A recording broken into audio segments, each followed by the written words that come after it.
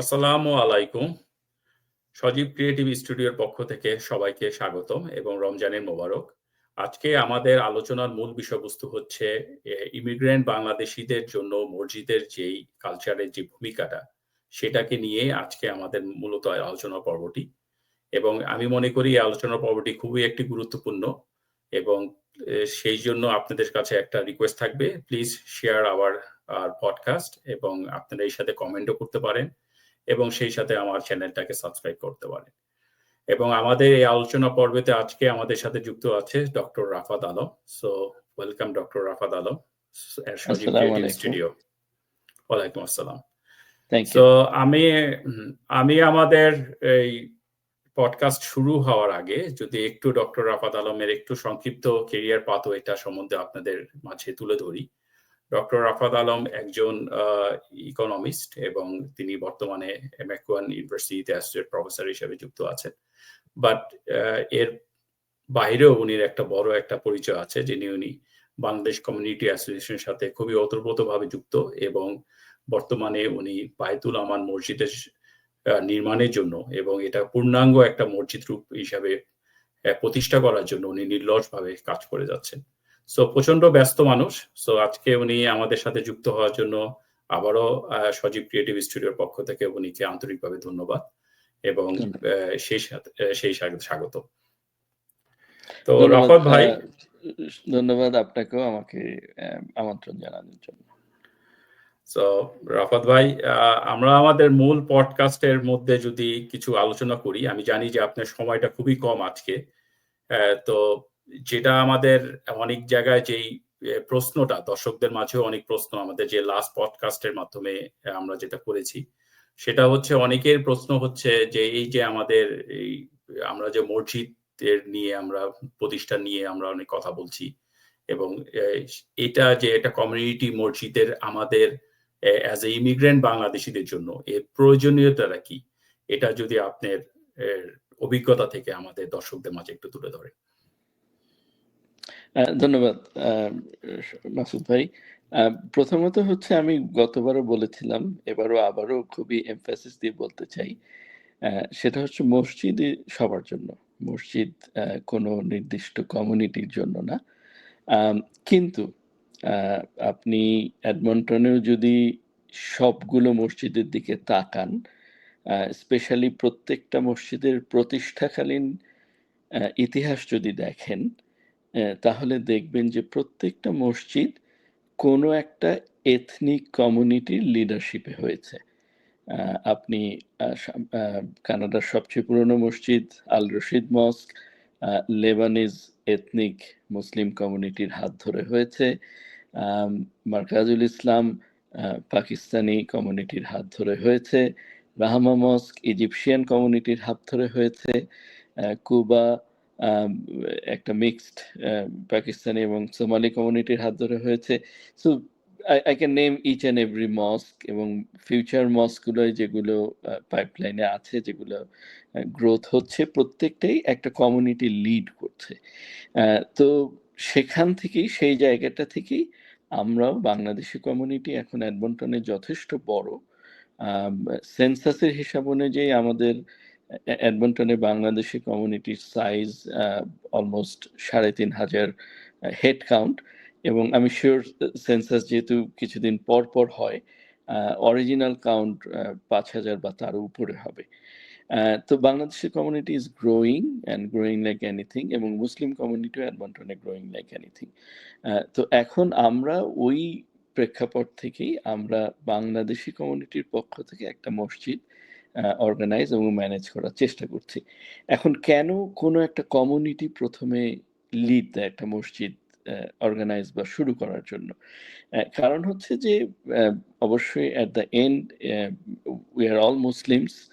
আমাদের লা ইলাহা ইল্লাল্লাহ মুহাম্মাদুর রাসূলুল্লাহ কালেমার ভিত্তিতে, আল্লাহর উপর বিশ্বাসের ভিত্তিতে, ইমামের ভিত্তিতে আমরা ওয়ান নেশন। কিন্তু দেয়ার আর অফকোর্স আল্লাহর অপূর্ব সৃষ্টি, আমাদের কালচারাল ডাইভার্সিটি টু, এবং ওই কালচারাল ডাইভার্সিটি থেকে একটা স্পেসের প্রয়োজন আছে। প্রত্যেকটা কমিউনিটিরই একটা স্পেসের প্রয়োজন আছে। ধর্মীয় আর পাশাপাশি ধর্মের পাশাপাশি একটা স্পেসের প্রয়োজন আছে যেখানে আমরা ফার্স্ট জেনারেশন, আমাদের সিনিয়ররাও এখানে আছেন, আমাদের নেক্সট জেনারেশনও আছেন। ধর্মের পাশাপাশি একটা কালচারাল ডাইভার্সিটি মেনটেন করারও প্রয়োজন আছে। সেই তাগিদটা থেকেই আমরা we are giving the leadership, but of course going forward the management, the organization is coming from the Bangladeshi community, but all communities are helping us, and at the end, it's a mosque, it's for open for all Muslims. Thank you Rafat ভাই, চমৎকার ভাবে আপনি খুব সুন্দরভাবে দর্শকদের কাছে যে মসজিদে কমিউনিটি মসজিদের যে প্রয়োজনীয়তা এবং কেন আমরা কমিউনিটি মসজিদের জন্য বারবার দর্শকদের মাঝে তুলে ধরছি প্রয়োজনীয়তা, তা আপনি খুব সুন্দরভাবে এটা বিশ্লেষণ করার জন্য ধন্যবাদ। এবং আমি মনে করি আপনার বিশ্লেষণের মাধ্যমে যারা আমাদের দর্শকরা আছেন তারা আমাদের যে কমিউনিটি মসজিদের প্রয়োজনীয়তা সম্বন্ধে তাদের যদি একটু দ্বিধাদ্বন্দ্ব থাকে সেটা খুব ক্লিয়ার হবে সুন্দরভাবে। এখন আমি যেটা আপনার কাছে জানতে চাচ্ছি সেটা হচ্ছে এই যে আমরা কমিউনিটি মসজিদের কথা বলছি, এই কমিউনিটি মসজিদ যদি আল্লাহর রহমতে এটা সুন্দরভাবে প্রতিষ্ঠা হয় তাহলে এটা আমাদের বাংলাদেশি ইমিগ্রেন্ট কমিউনিটির জন্য এটা কি ইম্প্যাক্ট তৈরি করতে পারে, এটা হচ্ছে প্রথম প্রশ্ন। এবং দ্বিতীয় প্রশ্ন হচ্ছে সেই সাথে আমাদের যেটার জন্য আমরা খুব বেশি এমফেসাইজিং করছি, যেটা সেকেন্ড জেনারেশন এবং আমাদের পরবর্তী জেনারেশন থার্ড জেনারেশনদের জন্য এই মসজিদের যে প্রতিষ্ঠার হওয়ার ফলে তাদের যে কালচার লাইনে আমাদের যে মুসলিম ইমিগ্রেন্ট কালচার লাইনটা কিভাবে ইম্প্যাক্ট তৈরি করতে পারে সেই সম্বন্ধে যদি আপনি দর্শকদের মাঝে একটু তুলে ধরেন। ধন্যবাদ। আমাদের বাংলাদেশি কমিউনিটির একটা স্পিরিচুয়াল স্পেসও প্রয়োজন। সেই স্পিরিচুয়াল স্পেসটা যদি আমাদের কমিউনিটি লেড একটা মস্ক থাকে, এবং এডমন্টনে বহু বাংলাদেশি কমিউনিটির ভিতরে বহু স্পিরিচুয়াল কাজ হচ্ছে বিভিন্ন জায়গায়, মহিলাদের ভিতরে, ফুল কমিউনিটির ভিতরে, বাচ্চাদের জন্য অদ্ভুত সব কাজ হচ্ছে, আপনি নিজেও জানেন। তো এই সবার জন্যই বিভিন্ন শহরের বিভিন্ন দিকে বাংলাদেশি কমিউনিটি যে স্পিরিচুয়াল স্পেসটা তৈরি করার চেষ্টা করছে, সেখানে একটা ফিজিক্যাল স্পেসেরও প্রয়োজন আছে। তা আমি বিশ্বাস করি আমরা জানেন যে আমরা নতুন প্রজেক্ট হাতে নিয়েছি, আরো বড় একটা স্পেস আমরা কিনেছি, এবং আমরা ইনশাল্লাহ will move in their as soon as possible. তা এই স্পেসটা হলে এই যে শহরের বিভিন্ন জায়গায় বাংলাদেশি কমিউনিটির যে স্পিরিচুয়াল বিভিন্ন অ্যাক্টিভিটিস হচ্ছে, তারা একটা ফিজিক্যাল স্পেস পাবেন, এবং we will be flexible to provide space to everyone within the Bangladeshi community. এবং তখন ওই কালচারাল ব্যারিয়ারটা এটা যে যখন কমিউনিটি নিজের ভাষায় কথা বলবে, নিজেদের আমরা ওঠা বসাও কিন্তু আমরা কর্মক্ষেত্রে বিভিন্ন কমিউনিটির সাথে করে থাকি, কিন্তু সামাজিকভাবে ওঠা বসাও কিন্তু আমরা নিজেদের কমিউনিটির ভিতরেই, এথনিক কমিউনিটির ভিতরে কমফোর্টটা ফিল করি। তো স্পিরিচুয়াল স্পেসেও যদি ওই কমফোর্টটা দেওয়া যায়, তাহলে শুধু আমাদের জেনারেশন না, second generation, future generation, third generation, তারাও হোপফুলি ইনশাল্লাহ they will at some point we will go away, and this second and third generation will take over the management, and they will maintain that cultural diversity and that community space. So again, Bangladeshi community specific spiritual spaces জন্য, specially future জেনারেশনের জন্য এবং আমাদের নিজেদের জন্য এই স্পেসটা খুব জরুরি, এবং সেই স্পেসটাই আমরা তৈরি করার চেষ্টা করছি। থ্যাংক ইউ রাফাত ভাই, চমৎকার ভাবে আমার যে প্রশ্নের যে উত্তরটা আপনি সুন্দরভাবে দেওয়ার জন্য। এখন আমি একটু ভিন্ন মাত্রায় আপনাকে প্রশ্ন করতে চাই, যেহেতু আমরা একটু দ্রুত করছি, আমি জানি যে আপনি খুবই ব্যস্ত, অনেকগুলো কমিউনিটি প্রোগ্রামের সাথে আপনাকে একটার পর একটা যুক্ত হচ্ছে। সো এই যে আমাদের যে মসজিদের ব্যাপারে আমরা অনেক সময় ডোনেশনের জন্য কথা বলি, এবং আমি অনেকের সাথে কথা বলে দেখেছি, অনেকের মধ্যে একটা মিসকনসেপশন আছে যে কোরআনে তো মসজিদের জন্য পার্টিকুলারলি কোনো ডোনেশনের কথা কখনো কিছু বলেনি, এবং অনেক সামাজিক মাধ্যমেও এই জিনিসগুলো আমরা দেখি। তো এই পার্সপেক্টিভে আপনার অভিজ্ঞতাটা বা আপনার যে কোনো ফিডব্যাক যদি থাকে সেটা যদি একটু দর্শকদের মাঝে তুলে ধরেন, যে এই রমজান মাসে আমাদের এই মসজিদের প্রতিষ্ঠার লক্ষ্যে আমরা যে ডোনেশন কথা বলি বা বিভিন্ন জায়গায় ফান্ডরাইজিং এর কথা বলি, সেটা কতটুক ভাবে আমাদের কন্ট্রিবিউশনটা কতটুকু সামঞ্জস্যপূর্ণ, সেটা যদি আমাদের যদি একটু তুলে ধরেন। হ্যাঁ, কিন্তু মানে কোরআনে আমি আমি I am not a Islamic scholar, আমি সেই অক্ষমতা স্বীকার করে বলছি।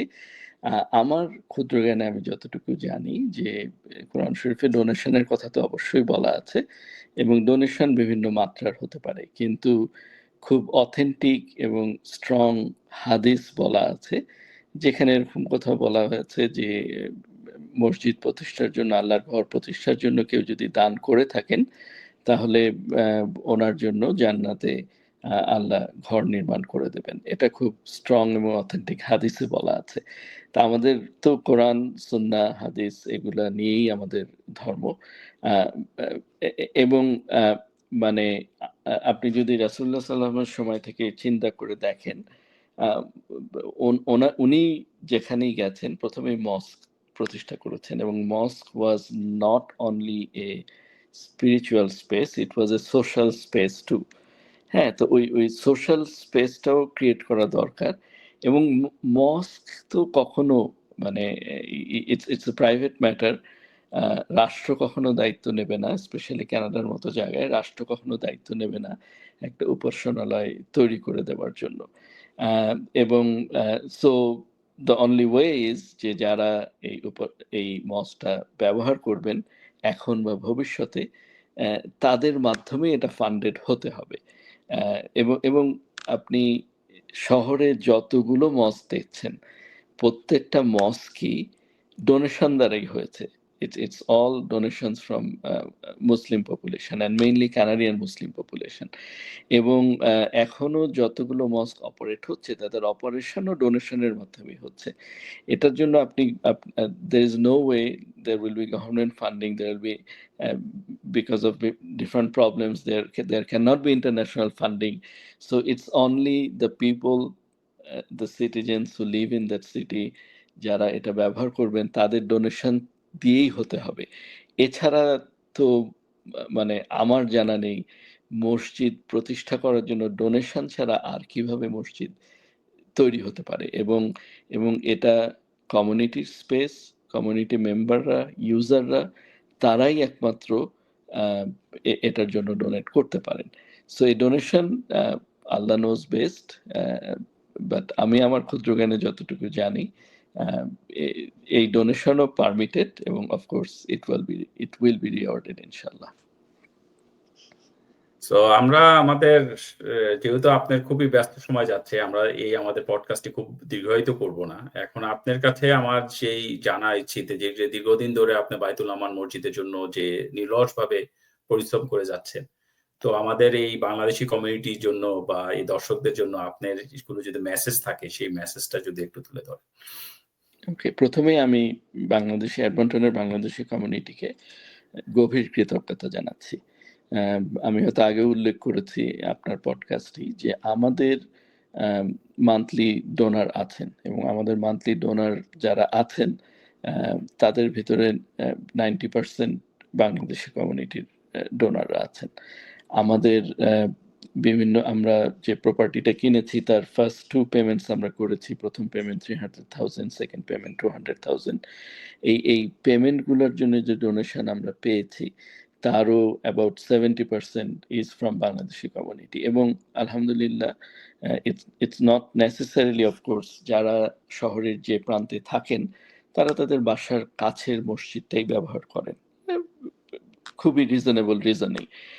সো আমরা কিন্তু পুরো বাংলাদেশি কমিউনিটির নেইবারহুডে নেই, আমরা সাউথ সাইডে লোকেটেড, কিন্তু এডমন্টনের যে কোনো জায়গায় নর্থ, সাউথ, ইস্ট, ওয়েস্ট যেখানেই বাংলাদেশিরা আছেন, when we approached, majority of them they openly supported us. আলহামদুলিল্লাহ আমাদের হেল্প করেছেন, করে যাচ্ছেন। এখন আমরা এই মুহূর্তে, সেজন্য আমি কৃতজ্ঞতা জানাচ্ছি। আর এই মুহূর্তে আমরা একটা খুব ক্রিটিক্যাল সময় অতিক্রম করছি। আপনারা জানেন যে আমরা একটা প্রপার্টি কিনেছি, প্রপার্টি প্রাইস ইজ 1.4 million। আলহামদুলিল্লাহ we got 2 years to pay for it। আমরা অলরেডি 500,000 আমরা পে করেছি। আমাদের next payment is in July 26th of 200K। কিন্তু আমরা এখন একটা ক্রিটিক্যাল জাংশনে দাঁড়িয়ে আছি। আমরা হয়তো 7 থেকে 10 দিনের ভিতর বিল্ডিং পারমিটটা পেয়ে যাব।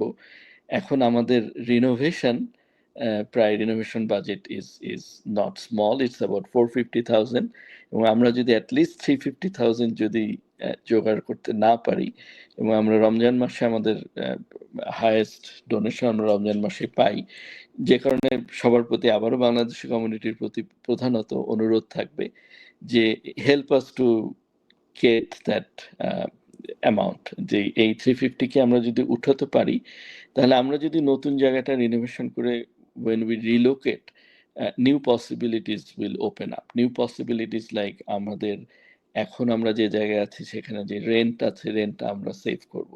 আমরা নতুন জায়গায় গেলে আমাদের will have a rental unit, যেটা আমরা রেন্ট দিলে will get some revenue also. এবং নতুন জায়গায় গেলে যেহেতু আমাদের গ্রোথ হবে, will have more people using that space, more kids. আমাদের মক্তব আমরা এখন চাইলেও বড় করতে পারছি না, হাই ডিমান্ড থাকা সত্ত্বেও আমরা মক্তবটা এক্সপান্ড করতে পারবো, আরো অ্যাক্টিভিটিস এক্সপান্ড করতে পারবো। সো মানে এই প্রতিষ্ঠাকালীন সময়, এই নির্মাণকালীন সময় আমাদের যে সাহায্যটা লাগবে, সেটা হয়তো ইনশাল্লাহ আগামী 2 বছর পরে যখন when it will be fully running, we will not need that help anymore. So this is the time we need your support most, and this is the month when if you support us, if you donate, Allah will reward you most. So সবার কাছে আপনার মাধ্যমে ধন্যবাদ, আপনার পডকাস্টের মাধ্যমে সবার কাছে আমার ওটাই অনুরোধ থাকবে, এই রমজান মাসে বায়তুল আমান ইসলামিক সোসাইটিকে মনে রাখবেন। আপনাদের অবশ্যই বিভিন্ন ধরনের প্রায়োরিটিস আছে ডোনেশনের, বাট আমাদেরকেও আপনারা যেভাবে সাহায্য করে এসেছেন, আশা করি সেভাবে আমাদের ডোনেট করে যাবেন। আমাদের ফান্ড রেজিং ডিনার আছে মার্চের 23 তারিখ রবিবার, আমাদের নতুন স্পেসেই হবে ফান্ড রেজিং ডিনার। আপনারা আসেন ফান্ড রেজিং ডিনারে। যদি আমাদের জায়গাটা না দেখে থাকেন, look at our space and hopefully open your pocket and donate for us. ধন্যবাদ। থ্যাংক ইউ রাফাত ভাই, চমৎকারভাবে দর্শকদের মাঝে আপনার মেসেজটা তুলে ধরার জন্য। আমরা মনে করি দর্শকরা আপনার এই যে আপনি খুব সুন্দরভাবে তাদের কাছে মানে বিভিন্নভাবে বায়তুল আমানের যে প্রতিষ্ঠা লগ্ন থেকে আপনি যে নিরলসভাবে কাজ করে যাচ্ছেন, এবং আমরা একটা বাস্তব ধর্মে একটা পূর্ণাঙ্গ বায়তুল আমান মসজিদ দেখতে যাচ্ছি। আমরা দর্শকরা হয়তোবা আপনার কথায় সাড়া দিবেন। তো আমরা এখন আমাদের পডকাস্টের প্রায় শেষ পর্যায়ে চলে আসছি। তো শেষ পর্যায়ের দিকে আমি যদি কিছু কথা বলে আজকের মতো আমরা এখান থেকে বিদায় নিব, কারণ রাফাত ভাই আসলে খুবই ব্যস্ততম সময় পার করছে এই মুহূর্তে।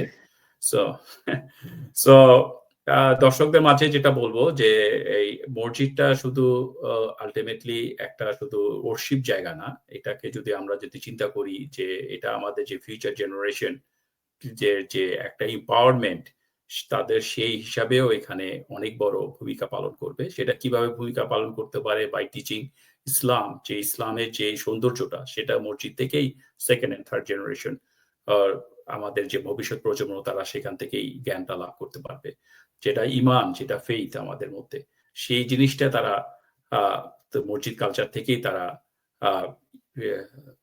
মানে যে জিনিসটা তারা নিজেদের ভিতরে সেই জিনিসটা শক্ত করতে পারবে, এবং সেই সাথে এহসান, যেটা আমরা বলছি এক্সিলেন্স। সো আমাদের এই ফিউচার জেনারেশনের কথা চিন্তা করে আমরা যদি আপনাদের মাঝে আমার অনুরোধ থাকবে, আপনারা যদি বায়তুল আমান মসজিদের জন্য মুক্ত হস্তে যদি আপনারা সেখানে ডোনেশন করেন, তাহলে আমরা একটা পূর্ণাঙ্গ বায়তুল আমান মসজিদ আমরা শীঘ্রই দেখতে পারবো। তো দর্শকদের মাঝে আজকেই এর মতো এখানেই শেষ করতে যাচ্ছি, এবং বায়তুল আমান মসজিদের যেই আমার ডিসক্রিপশন বক্সে সমস্ত কিছু ডিসক্রিপশন থাকবে।